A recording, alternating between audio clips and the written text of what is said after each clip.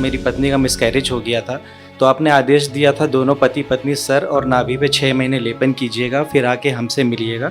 जब तक हम ना कहें तब तक आगे प्रयास ना कीजिएगा। तो हमने 6 महीने लेपन किया है, अब यही आए हैं। तो गुरुजी आप देख के बताएं।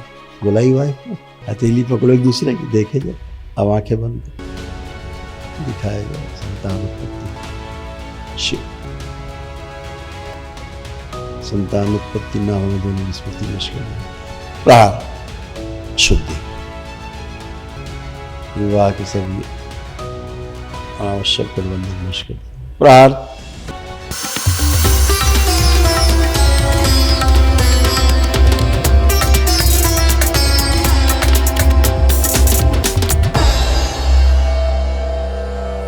प्रणाम गुरुदेव। खुश हो बेटा। मैं सौरभ रमन लखनऊ से आया हूँ। मेरे डीएनए में 4 लोग हैं।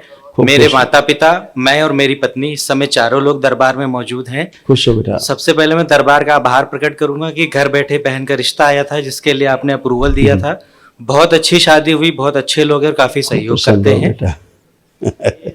भोलेनाथ, माँ कामाख्या, गुरु माता भोले बाबा और आपके लिए वस्त्र हैं, कृपा करके। धन्यवाद बेटा, बहुत धन्यवाद आपको, बधाई भी हो आपको। थैंक यू गुरुजी। खुश हो बेटा। और ये छोटी सी धनराशि है भंडारे के लिए, कृपा इसे स्वीकार करें कि बड़ी कृपा होगी। खुश हो बेटा। अच्छा गुरुदेव, लास्ट टाइम हम आए थे तो हमने आपको बताया था कि हमारे ये दोबारा था, मेरी पत्नी का मिसकैरेज हो गया था, तो आपने आदेश दिया था दोनों पति पत्नी सर और नाभि पे 6 महीने लेपन कीजिएगा, फिर आके हमसे मिलिएगा। जब तक हम ना कहें तब तक आगे प्रयास ना कीजिएगा। तो हमने 6 महीने लेपन किया है, अब यही आए हैं। तो गुरुजी आप देख के बताएं। बुलाई वाइफ को, आइए।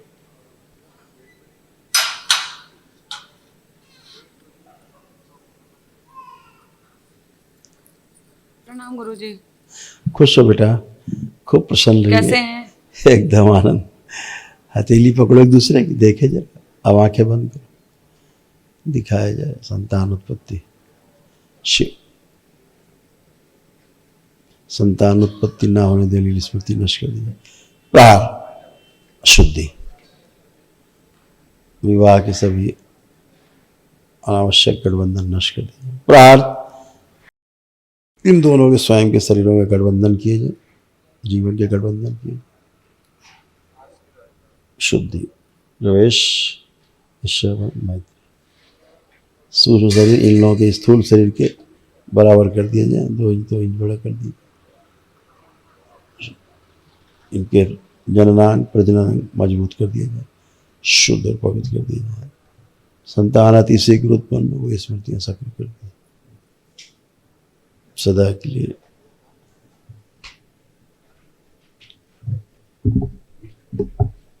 जो अंडाशय में सिकुड़न थी वो सिकुड़न नष्ट की जाए और संतान से वंचित रखने का जो श्राप, सदा के लिए श्राप से मुक्ति दी जाए।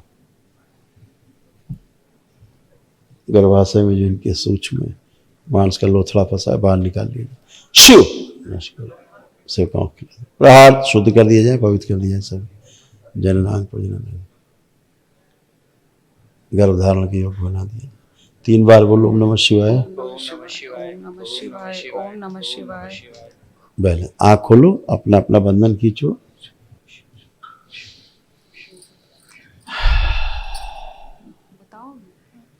बढ़िया है, आगे बढ़िए। गुरुजी, वो दिमाग में चलता रहता है कि फिर से उसको कंसीव करने में वही सब चीजें याद। अब देखो आ रहा है जैसा दिमाग में, सोचिए सोचिए, कुछ नेगेटिव आ रहा है? नहीं, अभी तो नहीं आ रहा है। अब तो गर्भाशय में हल्का सा इन्फेक्शन है केवल अभी। अच्छा। थोड़ा सा है, वो भी चला भी जाएगा। यूरिन का भी बार बार होता रहता है, इसीलिए वो उसी से जाता है। अगर अभी 1 माह और कर लोगे लेपन आप तो, और केवल नाभि पे डेली। दोनों लोग? नहीं, केवल तुम। अच्छा, तो गुरुजी फिर उसके बाद हम प्लानिंग कर सकते हैं? हाँ, यस। तो फिर उसके बाद हम आपसे मिलने नहीं, फिर तो बस खुशखबरी लेके आना। वही पूछना कि 3 महीने बाद फिर आपसे आके हाँ, मिलेंगे। हाँ, ये ठीक डीएनए है। जो क्या कराते हैं। बिल्कुल बिल्कुल। और गुरुजी एक बात और कहनी है, वो थोड़ा जाप में मन कम लगता है, करते तो हैं लेकिन कभी कभी कुछ गलत हो जाता है। और आप कर पाओगे। गुरुजी दशांश भी देख लीजिएगा। सक्रिय। और एक एक्सपीरियंस शेयर करना है। हमने बाबा जी से कहा था कि इनको तो होता रहता था, मुझे नहीं होता था, अनुभव नहीं होता था। दरबार ने इनको अनुभव कराया। एक्चुअली मैंने मकान शिफ्ट किया रेंट पे, हाँ। तो हम 12वें माले पे रहने गए। हाँ तो मैं अकेले शिफ्ट किया, ये बाद में आई, तो इनको भय था ऊंचाई का। अब जब उस घर में आई तो वो स्मृति सक्रिय हो गई। अब ये इनका रोना गाना चालू था मन ही मन, इन्होंने मुझसे शेयर नहीं किया था।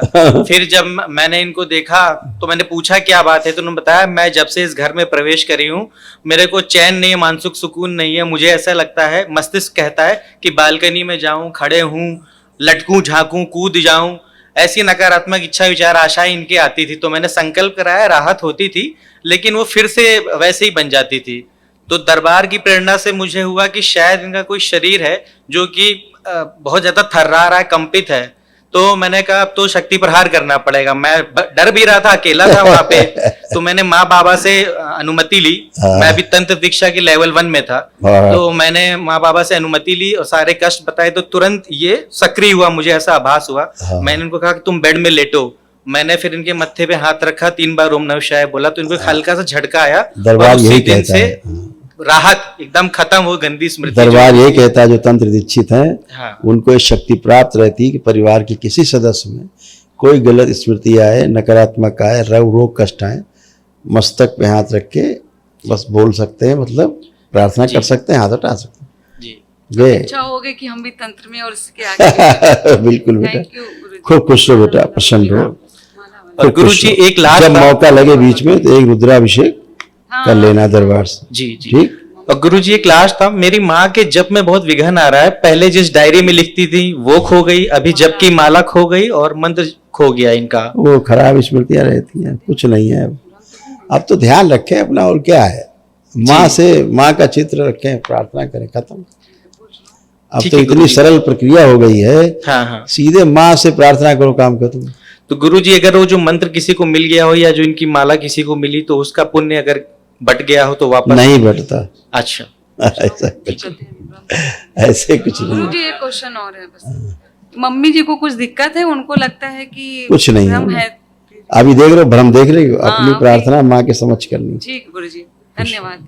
अभी कर सकना तो रुद्राभिषेक शुरू होगा तो बैठ के देखो, जी सुबह हो सके तो एक रुद्राभिषेक करके तब जाना।